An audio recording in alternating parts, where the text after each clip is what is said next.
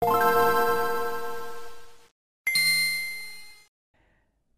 everyone, welcome back to Prime Answers. This is a weekly show we do on Saturdays where I answer your questions. We do Q&A live streams all the time, but this is a pre-recorded show usually. Last week we did do a live one. We're back to the pre-recorded format, and usually at the beginning of the show I go over some updates at the YouTube channel and all that stuff. And yeah, they'll put some timestamp, or at least one timestamp down below in the description to jump to where the questions start. And before I get into some of the stuff with the channel this week, I want to note that I realize I'm really white right now. I mean, watch this. Watch what happens.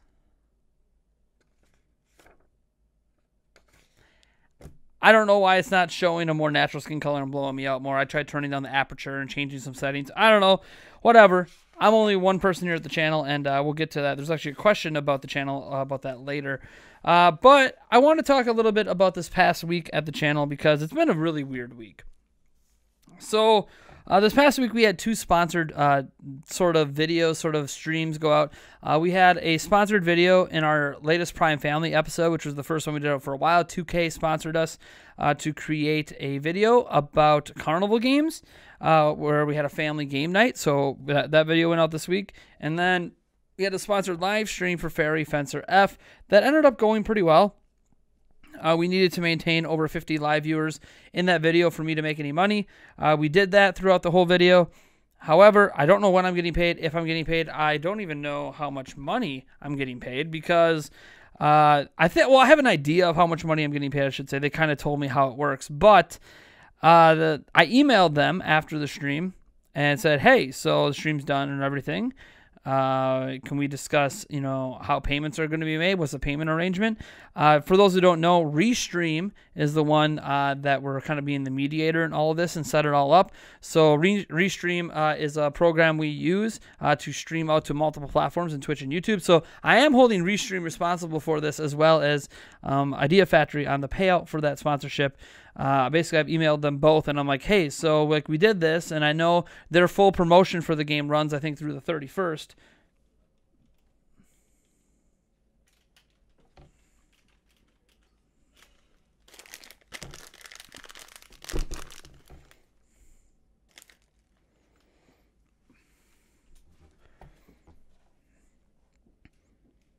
So I know their full promotion runs through the 31st, so maybe I have to wait till after that before payment arrangements are made. But it is weird that I emailed them and have not been responded to. Now it's the weekend. I don't expect to be responded to this weekend, but hopefully early next week. But as well as those sponsorships went, and you guys showed up big for the Fairy Fencer F stream, thank you so much. I hope you enjoyed that stream. And obviously the Prime Family video that a lot of people enjoyed. Not as many people as we would hope. Obviously the video didn't even crack 1,000 views. I think that I need to be more careful with sponsored videos in the future. Nothing against 2K, nothing against Idea Factory and Restream, for setting that up. I need to be very careful about this YouTube channel. This is something I'm trying to turn into a livelihood. The primary reason I took those sponsorships were as a way to supplement the income this channel makes, both from ad revenues, super chats, donations, and Patreon at patreon.com/NintendoPrime. Those are basically how this channel is funded, is primarily Patreon and or ad revenue. And I wanted to supplement that income in losing my other job earlier this month, and I thought maybe sponsorships were the way to go. And I still think there's some sort of sponsorships I can do at this channel. As an example, I could do, hey, this episode of Prime Answers was brought to you by Gillette, blah, blah, blah, the best the man can get, or whatever phrasing they use these days. But those kind of sponsorships are different. Those are just like little commercials. It's like an additional ad, right? You have the ad at the beginning of the video from YouTube. Then you have like my little introduction. And then, oh, hey, look, did you know this video was made possible thanks to blah, blah, blah. Like that kind of sponsorship can always happen. But having fully sponsored live streams or videos is difficult because my entire schedule is built around my current video production. So I work from home. I also am a stay-at-home dad. So I am taking care of my kids and all of their extracurricular activities 24/7, 365 days a year, which a lot of parents have to do, and I'm working. Now, granted, there are lots of working parents out there, but a lot of them don't have to bring their kids to work. They have daycare and childcare and assistants and other stay-at-home parents. I'm a stay-at-home parent who also works from home. So I have a lot of crossover between my job and, well, my kids. The only thing that separates this studio from my children is a door. And they can literally just open that door and walk in at any time, because my kids are even home right now while I'm recording this, playing on their tablets in the other room. So it's something that I always have to find that balance in my life, that work-life balance, not just of how much you work and how much you spend with your family, but how do I work while also taking care of my family. So it's an interesting thing, and I found that having those sponsored things in there just added a lot of pressure that I didn't really enjoy. I didn't cave. I got the videos done. I got the live stream done when they wanted it to get done. I did what was required of me for those sponsorships, but I do think that having additional sponsored videos on top of my normal content isn't something I'm interested in, because there's not the same passion for creating and editing those sponsorship deals as there is when you're just doing what you want to do.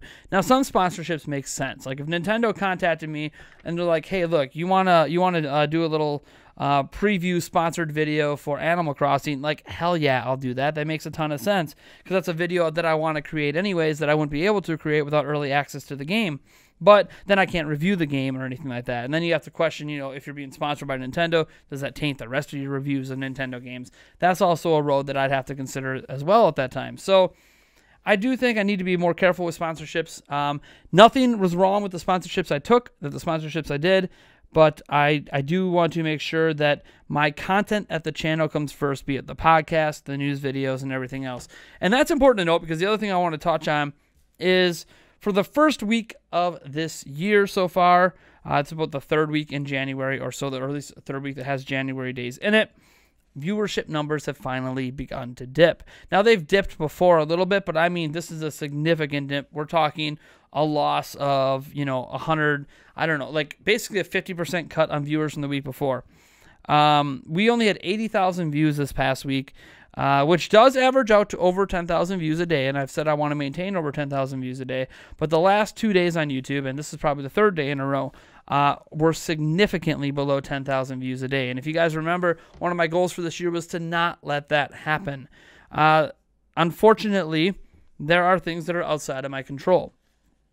As an example, the news cycle. There has not been a lot of big news this week.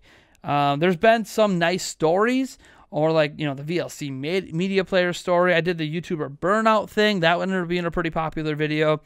But in general, towards the end of the week, there just wasn't a lot to talk about this week. I mean, there was always enough to make an interesting Prime News video, but even the Prime News video, I think, was a nice reflection of this week in news. There wasn't a lot of interesting stories. So when the headlines in that Prime News video are SNES games on Switch, VLC media player, and a Power Rangers game, like those are like the three big things this week. Those aren't big enough stories that people care about. And because they're not big enough stories that people care about, the Prime News video didn't do well either. That might not even cross 1,000 views. It's like 300 below it right now, and it's not really gaining any new viewership anymore. So it's definitely something to think about how I can stabilize the viewership more, especially during weeks where there just isn't a lot of really great news. We still had original content come out. I had I guess a somewhat controversial op-ed editorial this week come out about AAA games on Nintendo Switch and how I don't feel Switch needs them.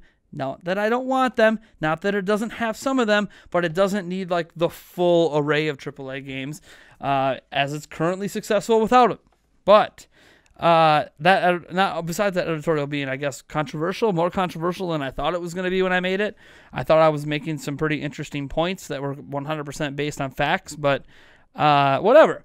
People are going to disagree and have their grievances. That video ended up doing okay, but a lot of other videos this week just really underperformed. We had, I believe it was a record 4 or 5 videos this week that didn't even crack 1,000 views. I don't know if the YouTube algorithm just took a turn against us. I don't know if my content became stale this week. I don't know. I felt like I was doing some great content this week, but the numbers say otherwise. So it's just something for me to contemplate in the future about things to do during slow news weeks.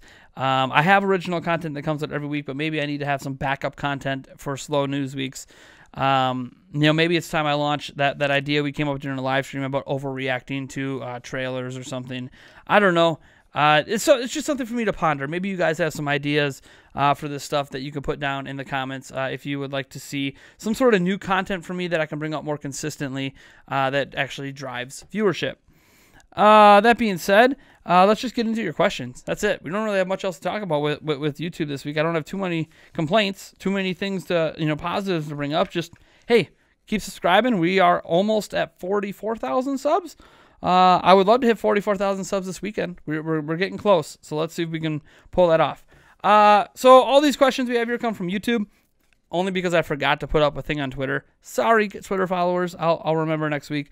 Michael Cruson asks, due to the 64 gigabyte cartridges releasing in 2019, what third-party games do you think might make the jump to Switch due to this upgrade?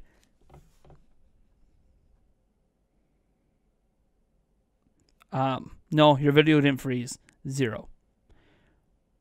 They're not even using the 32 gigabyte carts. In a lot of cases, the third parties aren't even using the 16 gigabyte carts. There's just not going to be a third-party game that uses the 64 gigabyte carts. They're too expensive. We've been over this before, and I'll just keep repeating it. The game cartridges on Switch are really expensive, and third-party developers don't want to pay the premium for those cartridges. So 64 gigabyte carts releasing in 2019, they're only going to release if something needs it. They're already ready, by the way, but nothing needs it. There won't be a single third-party game that there's only even one game in the entire Nintendo Switch library that even uses the 32 gigabyte cards, and it's a game out of Japan. So there isn't anything that's going to use the 64 gigabyte cards or let me put it this way. 64 gigabyte cards are not going to convince third-party developers to come to Switch. Let me put this in another way. The amount of storage available on the cartridges is not deterring third-party developers. That is a complete misnomer and fan arguments and fan dribble about the Nintendo Switch storage situation. Storage has nothing to do with why a game like Red Dead Redemption that's 100 gigs or whatever on Xbox One X is not on Nintendo Switch. Storage and the size of cartridges are not a factor for why games aren't on Switch, because we have unlimited upgradability and micro SD cards. So it's never been an actual issue. The issue is the cartridges are too expensive. So that's why we're not seeing more third parties wanting to come over and release physical versions where they're making significantly less money than the physical versions they release on other platforms. Next up, we have Shadow King at 1982. He says, what's going on with the Let's Go Eevee review? Is it canceled? No. So, it's like the ultimate delay in reviews, is it not? It was supposed to come out before 2019. Things came up with the holidays, didn't happen. Then we had these sponsorships come up, kind of pushed things back.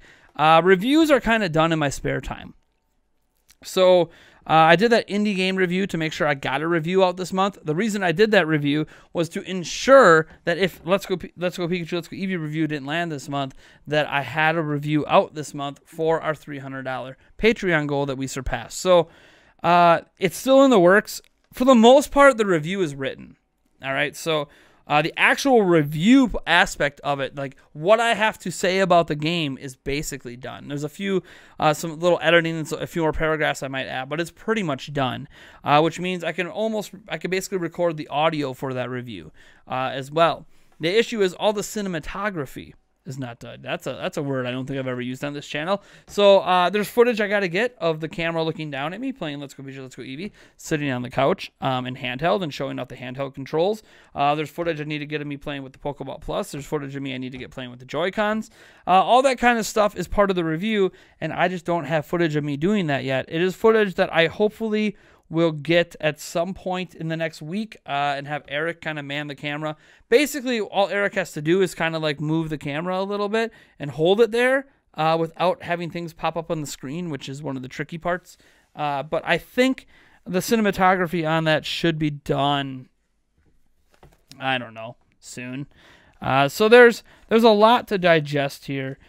with that review and how I want to present it, because it's a big game review. Granted, this is a lot of work going into a review that's probably going to get less than 1,000 views. But I do want to make sure all of my reviews meet a certain quality standard. I thought my review of Feudal Alloy was a really nice review, and it didn't play any different in handheld versus TV, so there was no reason to show differences. But when a game has significant differences in how it plays between handheld and, on your TV, I have to show that. I can't just use direct feed gameplay. I need to show those differences. So it's definitely something that I look forward to filming. It's definitely something that I hope to incorporate into the review. So it's going to be interesting. I think a lot of people are going to like the review for various reasons. Even if you hate the games, even if you love the games, I think you can appreciate the review. And I think it's an important review to get out before the new generation of Pokemon games are unveiled. And I think it's important to get out for people that might still be considering buying Let's Go here in 2019 after they just got brand new Switches for the holidays. So I want to make sure I do that review right, and I have the right approach for it here in 2019 versus what the approach might have been back in 2018. All right, so that being said, DDub64 says, if we don't see a new Mario Kart, 2D Mario, or Donkey Kong in the next 2 or 3 years, would you blame their Wii U port counterpart? Would you blame their Wii U port counterparts for being so late?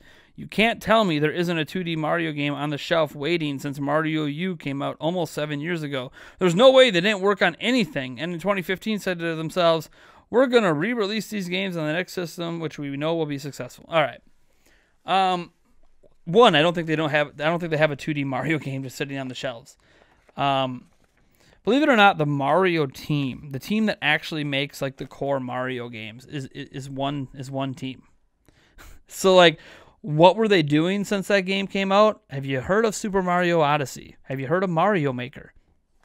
That's what that team did. They made Mario Maker, and then they made Super Mario Odyssey. So when you're acting you can't tell me they don't have a 2D Mario. Yes, I can tell you they don't have a 2D Mario just sitting on the shelf, because it's one team, and that one team is making one game at one time. And the game they made was New Super Mario Bros. U. Then the game they made after that was New Super Mario 3D World. The game after that was Mario Maker. The game after that was Super Mario Odyssey. So I can absolutely tell you beyond a doubt, they do not just have a 2D Mario game sitting on a shelf. That being said, they're going to port Mario Maker first, or Mario Maker 2, or Super Mario 3D World, whatever. Those are things that are going to happen. As for a new 2D Mario in the next 2 or 3 years, I don't think we're going to get a 2D Mario on Switch at all that is anything but a port, unless it's a Mario Maker 2. Why? Because they've maintained momentum with Super Mario Odyssey. I think they're currently working on a sequel to Super Mario Odyssey, to be honest. So there's going to be an Odyssey 2, just like we got a Galaxy 1 and a Galaxy 2, and then we'll get a Mario Maker. Or it'll be a straight Mario Maker port, or it'll be a Mario Maker sequel, and that will be our 2D Mario game on this platform. So, yes. And by the way, they don't make a 2D Mario for every platform. That's something to also take into consideration as well. But yeah, I honestly don't think they have just a game sitting on a shelf.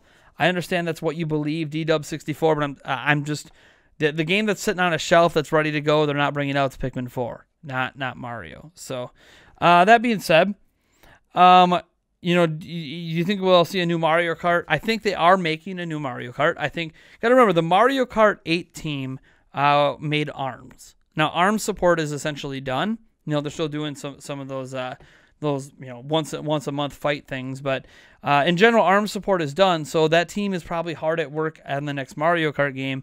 I don't know if it's going to come in the next 2 to 3 years. It might be a launch game for the next generation system. That is something to consider. Considering how well Mario Kart 8 Deluxe did for Switch, I would not be surprised if it skips this generation and becomes a launch game for the next generation. But it still might come. It might be a cross-gen game like Breath of the Wild was. So that is something to consider. It might just be coming out next year for all we know. We don't really know when the next Mario Kart game is going to come. They usually do one per generation. Are they going to consider Mario Kart 8 Deluxe this generation's game, even though it was a Wii U port? I don't know. Beyond that, a Donkey Kong game. That's a little tough because the Donkey Kong games were made by Retro Studios, right? And Retro Studios, as far as we're aware, is not working on another Donkey Kong game. They're working on, what we believe to be a Star Fox Racing game. So I don't know that we're going to get another Donkey Kong game this generation. Now, do I think we're going to get another Donkey Kong game eventually? Sure. I think after whatever Retro Studios is doing now, they'll probably fall back and make another DK game, because I think the DK games, they have that down to like a 2-year dev cycle. So like they'll finish this game off, then 2-year dev a Donkey Kong game, and then go back to making, you know, whatever they're going to make next after that. So that being said, I don't know that a Donkey Kong game is going to come this gen. It's possible, but I think, again, next generation. And here's the thing. This isn't me saying Wii U ports replaced releases of those games. There hasn't been a Donkey Kong Country game, like a new one, on every platform. There hasn't been a new 2D Mario on every platform. They don't always have new games like that. So I think that's something to take into consideration, is that, no, we don't have that, but we're going to have a Star Fox Racing game. No, we didn't have this, but we have Super Mario Odyssey. Wii U didn't have a Super Mario Odyssey type game. So that's the thing to consider, is that not every system gets every type of game Nintendo ever makes. That's something we have to keep in mind when we're talking about their lineup moving forward. Ian Morley says, have you heard of an indie game called Halcyon 6? I have not, and I probably butchered that name. It released at the end of the month on Switch, and I can't wait. It originally kickstarted the game for PC years again, I'm guessing years ago, and I'm happy it's coming to Switch. My question is, do you think we will see improved eShop this year so that indie games like Halcyon 6 don't get buried by the amount of crap that appears to be coming out of the eShop? First off, I've already made a video about how most of the eShop actually isn't full of crap, but that's besides the point. I do think there's going to be an update to the eShop throughout the year. They've already done one. I think they're going to do more of them, and the updates are eventually going to make it more like a Netflix. That's what I think they're going to do, and thus it'll be easier to find games whether they've been out brand new or whether they've been out for months or years. I think they're going to improve the eShop in massive ways here in 2019. Dennis Cleary says, if the Mario Brothers were to get another sibling, what should they name him or her? Well, let me see. They both have like Italian names, right? Mario and Luigi. I'm not sure. I don't know much about Italian names, especially Italian names that translate well to English. So, I mean, the only thing I know is kind of the last name Mario, because it's Mario, and Luigi Mario. Is Donatello an Italian name? Like, I'm thinking of the Ninja Turtles right now, and all those famous painters, Donatello, Leonardo. So I don't know. Like, I honestly couldn't tell you. I don't know enough common Italian names to give you an idea. Sorry. I know it's a fun question that I do not have a fun answer for. W. James MCI says, if Reggie Fils-Aimé came to visit you, what would you ask him? Depends. Is it a casual conversation or is it an interview? If it's an interview, I think I would try to ask him some fun questions, things that he normally isn't asked. Not like, what's his favorite food or anything like that, but just something along the lines of like what it's like to be someone who holds like the hopes and the aspirations of so many Nintendo fans, like in the palm of his hands every time he speaks publicly, regardless of what he's talking about. And the pressures he's under. What's an aspect of his job that that he's able to talk about that none of us realize that he actually does behind the scenes. Because a lot of us don't really truly know all of the responsibilities Reggie Fils-Aimé has. We think of him as that person who's presenting this information and maybe doing some PR, but we never really understand what fully engrosses his entire job. So I think exploring stuff like that to me in an interview would be highly entertaining, or at least interesting, especially if he was willing to give answers. Because I think that's something that he might be more willing to talk about if people asked him, versus always asking about, what new games are coming, where he can't say anything. So like he's just going to talk around it. I also might ask him some interesting questions too that I don't know if he's asked very often. Like, does he hear the complaints about the Nintendo Switch Online? I don't think he's going to give me about how, any information on how they would fix it, but at least that they're aware of the complaints, stuff like that. As for if it was like just a casual conversation, That's where I might ask him, about games, like, hint, can you tell me anything? But I think that's when, we were just talking about our lives. Does he have kids, family, all that kind of stuff, just like things you would talk about with a friend. I think is probably what I would talk about with him. Yeah, which would include games. Now, some people might be like, why wouldn't you be asking about the games? Because he's not going to tell me. Bottom line is Reggie's not going to give me any information he's not allowed to give me. So I'd rather just get to know Reggie the person. Does that make sense? I think in all of this, whether it's an interview or whether it's just a casual conversation, I kind of want to know Reggie the person. And like how much of what he shows publicly is kind of like an act he puts on for the company. How much of it is really who he is. That kind of stuff. And the kind of behind the scenes stuff that we don't get. I think that is a more interesting direction to go in an interview. Obviously, if I got the interview, specifically for like a game, I would ask some questions about that game. But yeah, I don't know. I know, like, the thing is, in an interview, he's going to give very PR-like answers, but I want to get more personal. So we'll see.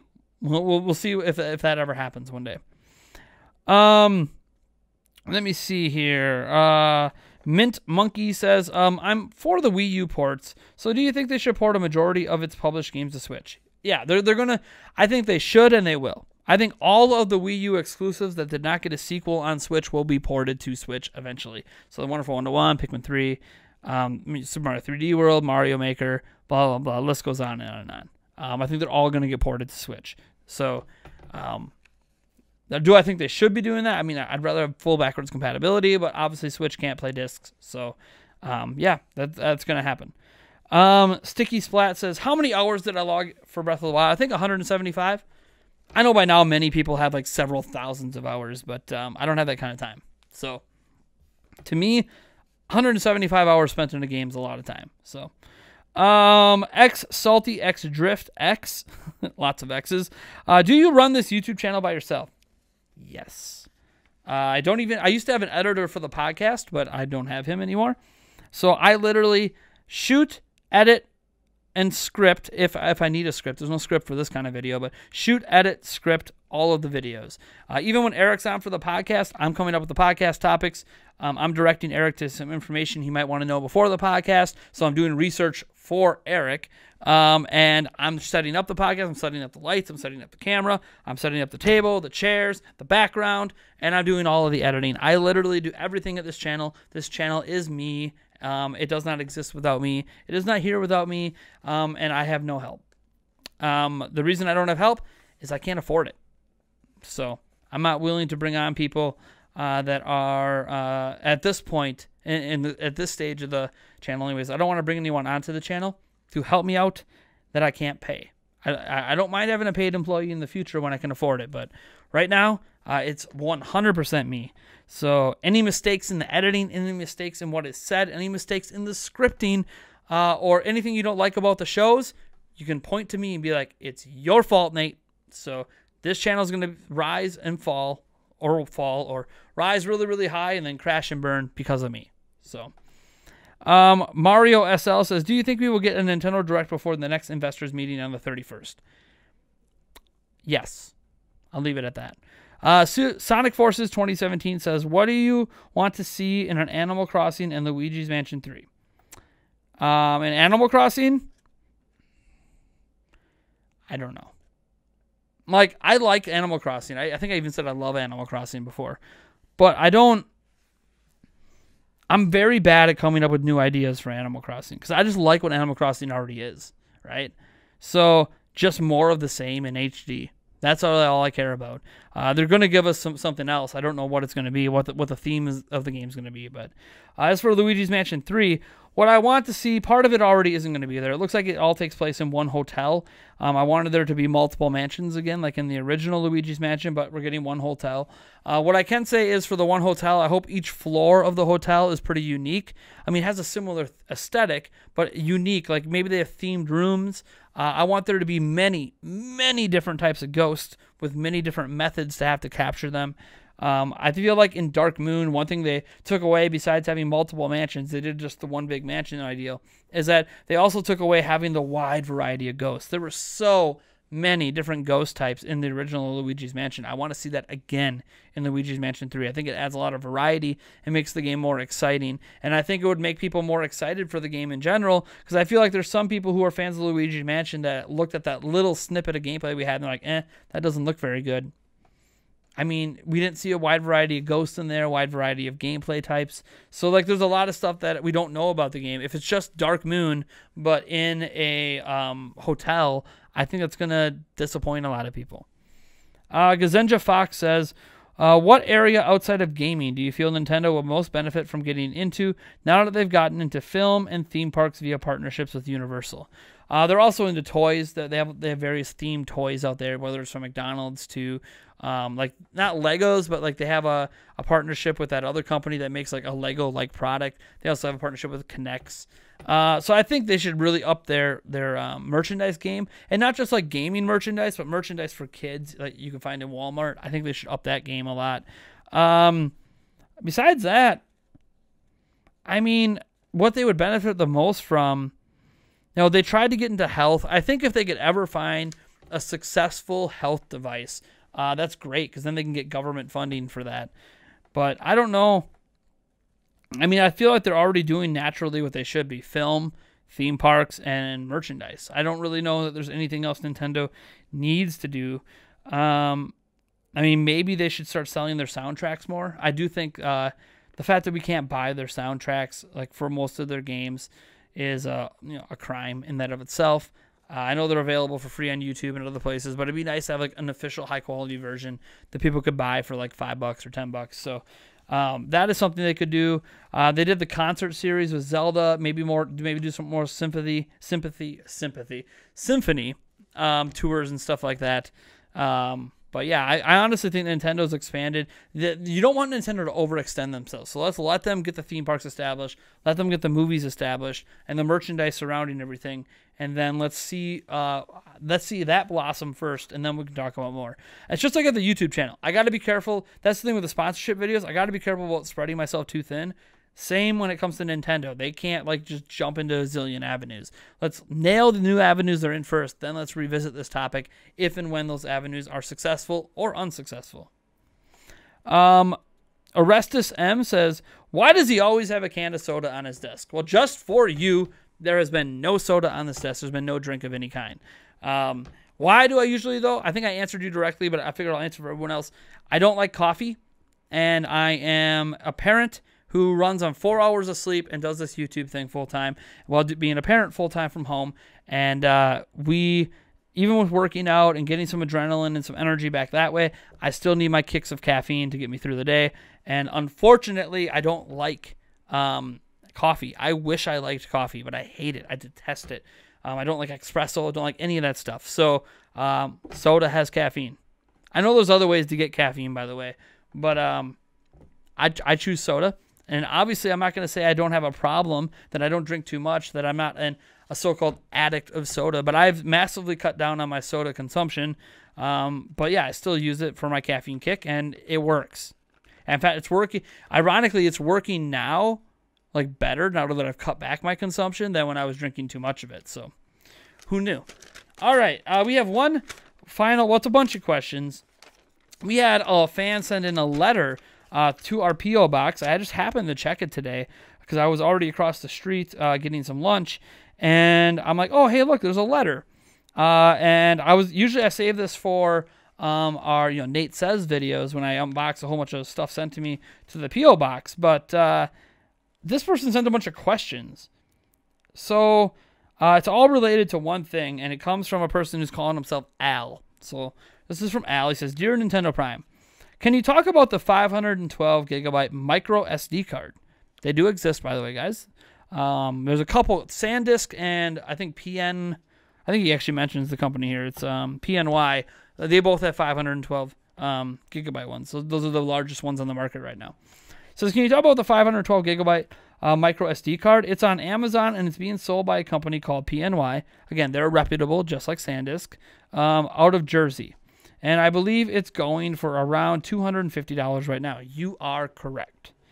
Sometimes it's up at $300, but all right. So first off, the reason I don't talk about that too much is $250 is well out of the price range of many people and cost almost the same cost as the Switch.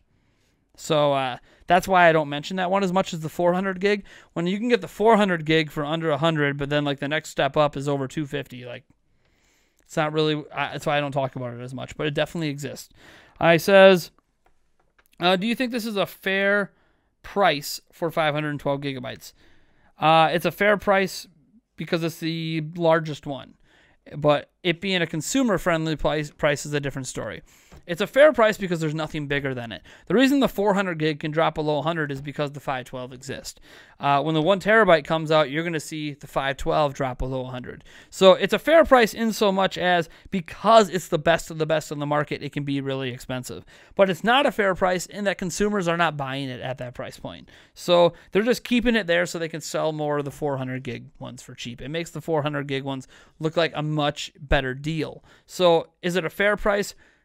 Not really for consumers, but it's an understandable business decision. Then he says, do you think the price will ever come down to an affordable range for 512 gigabytes of a micro SD storage? Yes, when the 1 terabyte comes out. When the 1 terabyte comes out and it's widely available, the 512 will drop to 150, and then it'll drop to 100, and then it'll be under 100 within a year after the 1 terabyte one comes out. Just like what happened with the 400 gig one. And the 400 gig one will drop down to like 60, and then the rest will kind of drop down appropriately a few bucks as well. Let me see here. Will this help Nintendo and the Switch?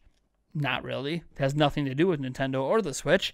I mean, it has to do with people's ability to add extra storage, but that's about it. And will the trolls still think that this isn't enough? I assume you mean the trolls that bash Nintendo for not having enough storage on their Switch, and no, absolutely it's not going to stop that. And they're not even just trolls saying that. There's Nintendo fans saying that. I've said that. Bottom line is, if you have to spend $100 to fix a storage solution on the Switch, that's not a solution. So, yeah, it doesn't matter how affordable. It could be $1. The reality is that you have to spend extra money to fix a problem with the Switch. Right now at $250, not worth it. When it drops under 100, it's worth it for people who want it, but it's still a situation that is a little bit untenable. Let me put it this way. I'm not saying that a terabyte of storage, I have an Xbox One X. A terabyte of storage is nothing. It gets filled up quick.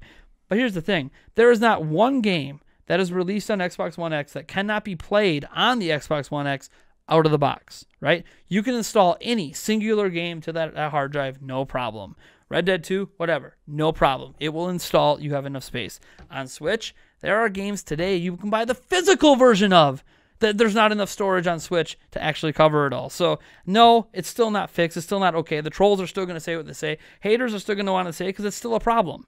It needs to have at least 64 gigs, and probably more than that eventually, in order to have any single game that releases on the platform playable on the system out of the box. That's the issue right now.